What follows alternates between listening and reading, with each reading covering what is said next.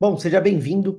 Hoje, eu vou falar para você sobre como você vai fazer as análises, né, das suas campanhas, do seu marketing, para pensar em como maximizar o resultado de todas as suas ações de marketing digital. Bom, a primeira coisa que eu quero falar é o seguinte, né? Qual que é a importância de fazer uma boa análise de campanhas? É você entender exatamente onde você precisa atuar para que aquela campanha funcione melhor, tá? Então, hoje, né, nessa aula que eu vou te passar, eu vou mostrar qual que é a lógica que eu uso para fazer essas análises, e essa lógica ela é importante, porque as ferramentas, depois você consegue aprender, olhar dados, etc. Mas existe uma lógica, tá, por trás disso. Então, a maior importância é você ter o direcionamento, efetivamente, do que você tem que mexer, aonde tem que mexer, o porquê tem que ser mexido, e quais pontos você usar e olhar para que aquilo possa ser alterado, tá certo? Tá. O principal destaque aqui, né, eu até coloquei aqui, é realmente maximizar os resultados das suas campanhas, o seu ROI ali, para que você tenha mais resultados, tá? A primeira coisa que eu quero falar é o seguinte, é sobre definição de objetivos e indicadores, tá? A primeira coisa é você ter direção e foco. Por quê? Dentro dessa direção e foco, você tem que ter uma orientação estratégica para que você consiga saber o que você está fazendo, tá? A direção que você está indo está correta, e principalmente para você ter uma priorização de recursos. João, se eu não souber qual mídia converte melhor, como que eu vou priorizar para colocar mais dinheiro naquela mídia? Então, é fundamental você ter isso, até porque por maior que a empresa seja, ela também tem recursos limitados, né? Ninguém consegue ter recursos ilimitados, isso não existe. Então, nessa parte de priorização de recursos é isso, né? Até porque você tem recurso tecnológico, você tem recurso financeiro, você tem recurso de tempo. Então, são vários recursos ali que você precisa, né? Recursos humanos. Então, que você precisa trabalhar ali para que você consiga ter essa priorização, tá ok? O segundo ponto é o seguinte, tá? Aqui eu coloquei, né, alguns pontos que é o seguinte, é o que você às vezes você vai olhar. Então você vai olhar o tráfego do site, você olha a sua taxa de conversão, sua taxa de cliques, seu CTR, o seu CPA, que é o custo por aquisição, tráfego do site, geração de leads, engajamento na rede social, a taxa de abertura e cliques em e-mails e outras ferramentas, né, de relacionamento, taxa de conversão, né? Quanto que converte, ROI, entre outros, tá? Essa aqui normalmente são as bases que eu uso para analisar. Por quê? Por exemplo, o tráfego do site. Pô, quantas visitas eu tenho que trazer? Né? A taxa de conversão dessas visitas. Quantas pessoas viraram meu cliente ou pediram um orçamento? Taxa de clique. Pô, quantas pessoas viram meu anúncio e clicaram, né? Qual que é a taxa de clique? Porque se ela estiver baixa, né? Por exemplo, 1.000 pessoas viram meu anúncio, nenhuma clicou, uma clicou, só é baixo, é 1%. Então, eu preciso aumentar isso, né? Então, o meu click-to-rate, né? Que é o CTR, né? Por quê? Isso também influencia no custo por aquisição. Pô, quanto eu gasto para ter um cliente, né? O tráfego do site, que eu acabei repetindo aqui, geração de leads. Quantos leads eu consegui gerar com essas visitas que foram geradas através do tráfego? Pô, na minha rede social, quantos por cento das pessoas engajam com as minhas publicações? Da minha taxa de abertura de e-mail, ela tá alta, ela tá baixa? Eu posso traçar planos para que ela aumente, né? A minha taxa de conversão, poxa, ela tá dentro do mercado, tá fora do mercado, né? Qual que é o retorno, ROI, retorno sobre investimento, return on investment, né? Qual que é o retorno sobre isso? Entre outros. Por quê? Você tendo essas bases de cada uma dessas métricas, você vai conseguir fazer uma análise melhor, né, para você saber o que precisa ser feito. Por quê? Para que você, na medição e análise de sucesso, você tenha a base das métricas e você ter um feedback contínuo de como essas métricas estão afetando o seu negócio, né? Então, isso é fundamental. Além disso, você tem que ver o seguinte, qual que é a consistência com as metas da empresa? Porque, por exemplo, vamos supor que você quer bater um faturamento, você precisa trazer uma quantidade de leads para o comercial. Só que se você não tiver as visitas, você não consegue trazer leads. E assim sucessivamente. Então, é uma cascata que você tem que olhar, tá? Porque isso vai contribuir para o crescimento ou não do seu negócio, dependendo da meta que você tiver, tá? Outra coisa, né? A equipe ela precisa ter clareza de quais são as metas e os departamentos precisam entregar quais são as metas, tá? Sobre isso, ok? Ter senso de realização, que eu chamo, né? Então, pô, a pessoa saber que ela bateu a meta, saber que ela cumpriu, isso é importantíssimo, porque tem empresa que ela não faz isso, ela simplesmente pega, não tá nem aí, bateu a meta, não importa. Quando não bate, chicoteia. Pô, tá ruim, não sei o quê. Quando bate a meta, é como se não existisse. Né? Então, é errado isso, tá? Na minha visão. Bom, outra coisa, tá? Você evitar desperdício de recurso, porque se o recurso é limitado, você não souber o que fazer, o que vai acontecer? Você vai, desperdiçar recurso. E claro, você olhando essas metas, você vai ter uma otimização da sua estratégia para que você tenha, né, a comunicação ali com você como dono ou, enfim, profissional de marketing que trabalha na empresa, uma comunicação com aqueles stakeholders, né, para você relatar progresso, para você justificar novos investimentos. Então, isso é super importante para essa questão, tá? Bom, hoje as principais ferramentas que eu uso para análise é o Google Analytics, o Google Ads, o Face Ads e o Locker Studio.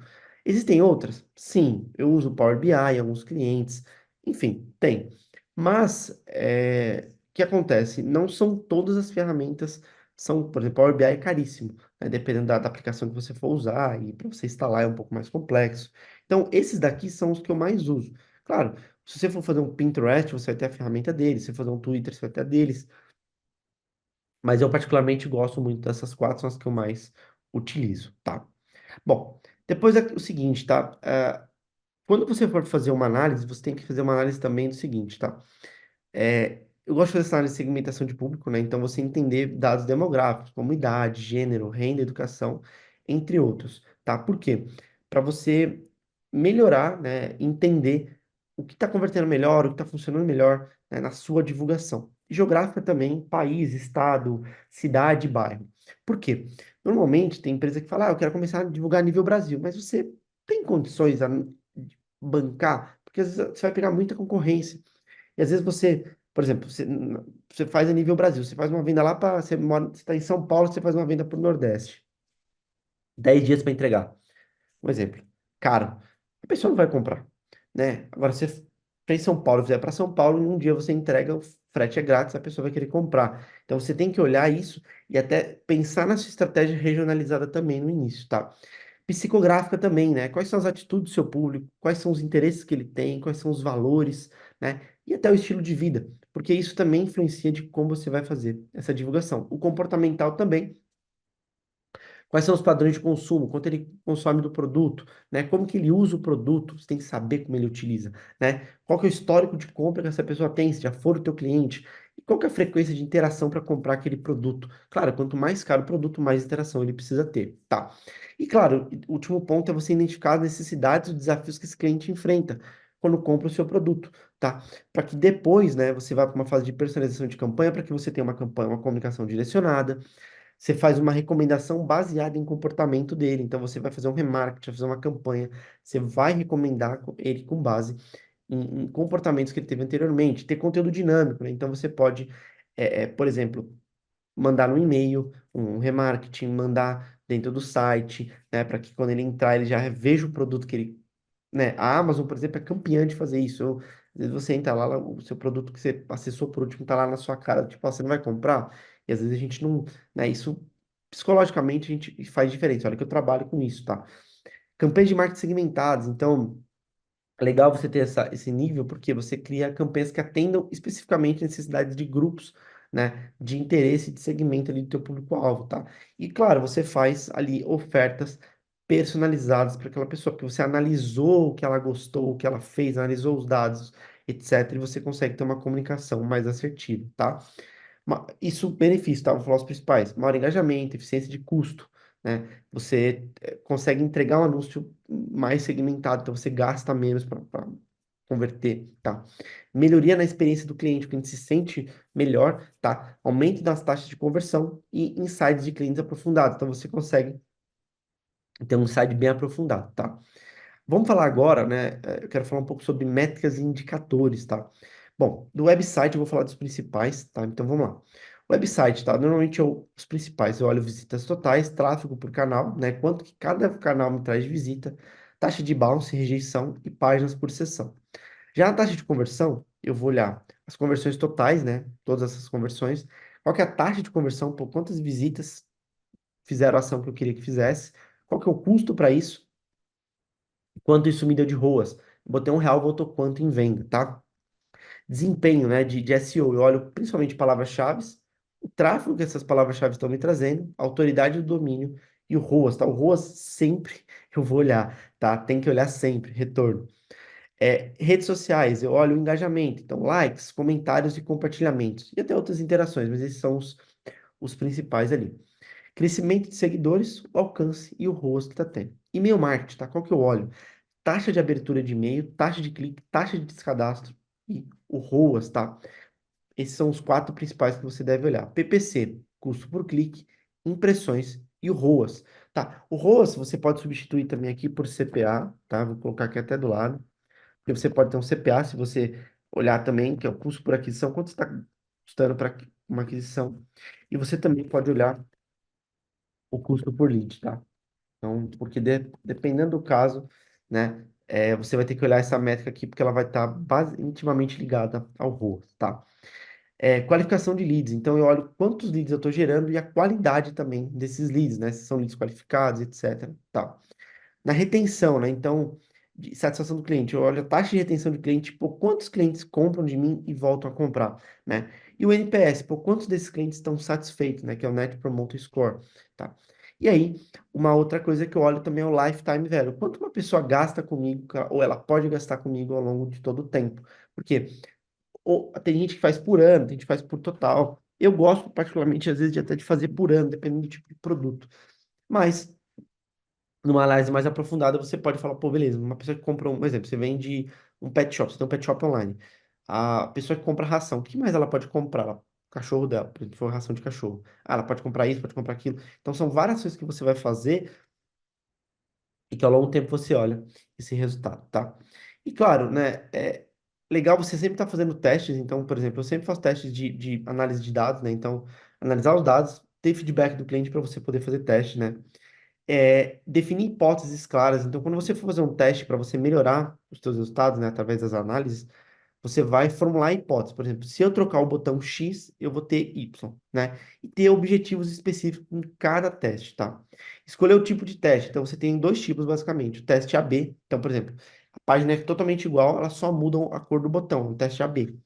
Só que você pode também ter testes multivariados. Então, por exemplo, eu tenho um teste multivariado que eu vou testar 5 elementos na página. Qual que eu recomendo, tá? Normalmente o teste AB ele é melhor, tá? Se você tiver uma verba mais curta para você testar, você vai testar devagar, se você não tiver experiência. Agora, se você quiser fazer um teste mais robusto, com mais dados, olhar mais coisas, testar coisas diferentes, o multivariado ele vai funcionar muito melhor, tá? Escolher as ferramentas de teste e segmentar a audiência para que ela receba, tá? E claro, executar. Qual que é o período do teste e como vai ser o monitoramento desse teste? Tem que olhar isso também. E depois você vai fazer uma análise dos resultados, que é a avaliação dos dados e a significância estatística. Pô, o botão amarelo converte 10% a mais do que o botão verde. Então, eu vou trocar, né? Ou não, ok? Fez o teste, viu? Implementa a mudança e vai fazer testes ainda adicionais. Cria uma documentação, documenta tudo que você for fazer e coloca as lições que foram aprendidas. E você vai repetir esse processo, ok? Bom, ah, só para falar um pouco do ROI, né? Só para eu vou mostrar aqui em tela cheia. O ROI, basicamente, a fórmula é o seguinte, tá? Usando a seguinte forma. Eu tenho o ganho obtido com o investimento, menos o custo do investimento, né? Então, por exemplo, eu ganhei 5 mil, eu investi 2 mil, né? Dividido por esse custo do investimento, vezes 100. E aí eu vou saber quanto retornou, né? Então eu vou fazer esse cálculo para saber, pô, eu botei R$ 1, voltou quanto em venda, tá? Então você faz esse cálculo, ok? E claro, a importância de você analisar o retorno, tá? E você ter esses relatórios, né? Sempre é legal você assim, quando você monta os relatórios, por exemplo, eu defino os relatórios, e tem que sempre ter um propósito claro e para quem vai ver o relatório, porque às vezes o relatório dependendo da pessoa que for ver, ele não interessa muito. Ter métricas claras de relevância e compreensíveis, então as pessoas têm que entender essas métricas. Qual que é a estrutura de um relatório? Normalmente, introdução, desenvolvimento desse relatório, né, as métricas, e uma conclusão, tipo, o que você tirou daquilo, porque se for só um relatório, aquilo talvez não sirva por muito tempo, né? E ter visualizações boas, como gráficos e tabelas, e cores e formatos, dependendo do tipo de informação que você quer passar, tá? Você criar os resultados chaves, né? Então, sempre foco nos resultados chaves e para você poder fazer as análises e os insights. Clareza e concisão, seja direto, tá? resumos, colocar resumos e pontos principais ali, para que a pessoa não perca tempo, tá? Então, isso é importante.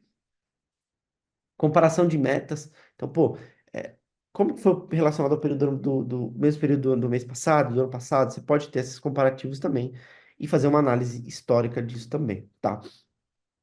Baseado sempre em dados e em ações, para que sejam relacionadas sempre a ações futuras, o que você vai fazer no futuro com isso. Revisão, né, de precisão, quanto que esse relatório está preciso, tá?